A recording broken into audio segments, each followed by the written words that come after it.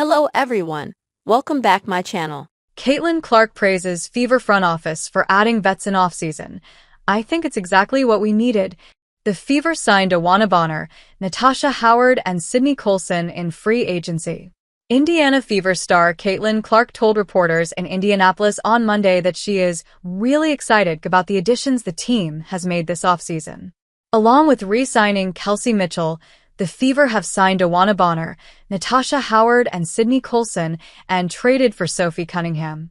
"I got to work out with DB," Clark said after Bonner's introductory press conference. "As some off-season leagues and overseas stuff kinda wraps up, a lot of them will start getting back, and I think it will be a lot of fun to get in the gym and be with my teammates and just starting putting the pieces together and see what works or what doesn't.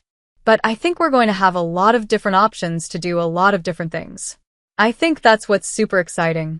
The Fever's young core, led by Clark, Mitchell, and Aaliyah Boston, brought the team to its first playoff appearance since 2016 last season, but they were swept in the first round by Bonner and the Connecticut Sun rather than resting on their laurels.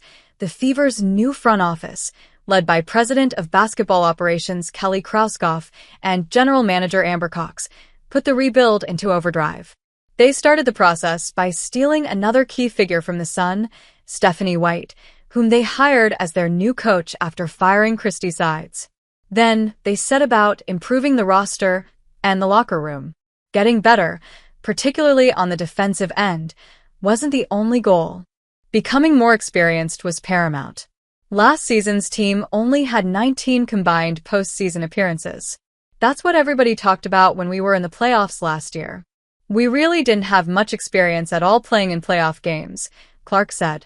"So, adding players that have been in this league, they know what it takes to win, they know what it takes to get to the finals, they know what it takes to win championships.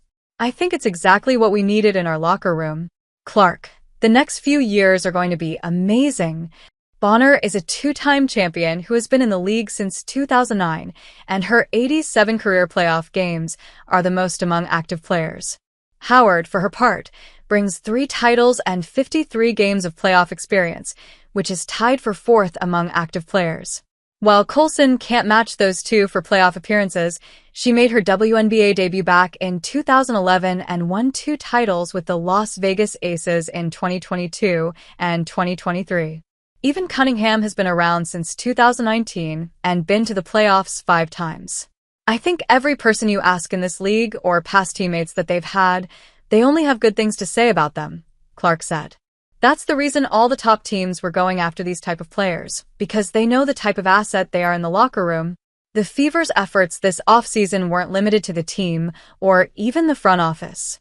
In January, the organization announced a $78 million practice facility, which will be completed in time for the 2027 season.